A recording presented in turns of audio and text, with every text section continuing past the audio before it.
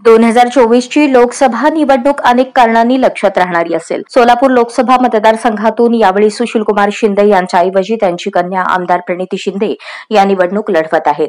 निवडणूक जाहीर होण्याच्या 2 महिने अगोदरपासूनच प्रणिती शिंदे यांनी आपला प्रचार सुरू केला होता.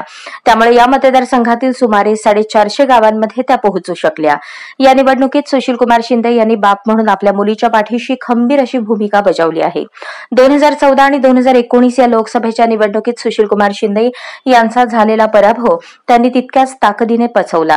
10 वर्षांनंतर महाराष्ट्रात भाजप विरोधी एक प्रकारे लाट तयार झाली.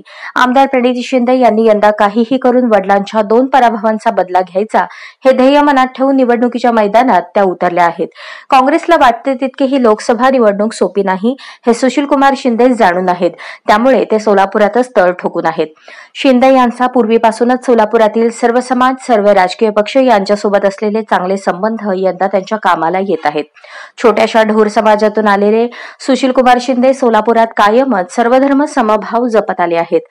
त्यामुळे सोलापुरातील मराठा समाज, ब्राह्मण समाज, पद्मशाली समाज, लिंगायत समाज, धनगर समाज, मोची समाज, आंबेडकरी समाज, ख्रिश्चन समाज, लोधी समाज, भटका विमुक्त समाज, मुस्लिम समाज यांच्यामध्ये सुशीलकुमार यांची लोकप्रियता आजही टिकून आहे. या लोकसभा निवडणुकीत प्रणिती शिंदे यांची स्वतंत्र प्रचार यंत्रणा असते. त्यासोबतच सुशीलकुमार शिंदे यांची सुद्धा स्वतंत्र प्रचार यंत्रणा त्यांनी तैनात ठेवली आहे. या निवडणुकीत बाप-लेक दोघे मिळून काँग्रेस पक्षाचा प्रचार करत आहेत.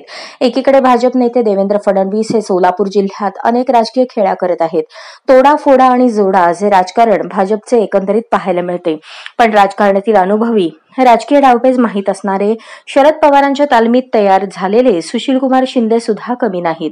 त्यांनीही भाजपमधील नाराजांना आपल्याकडे आणण्यात यशस्वी भूमिका पार पाडली.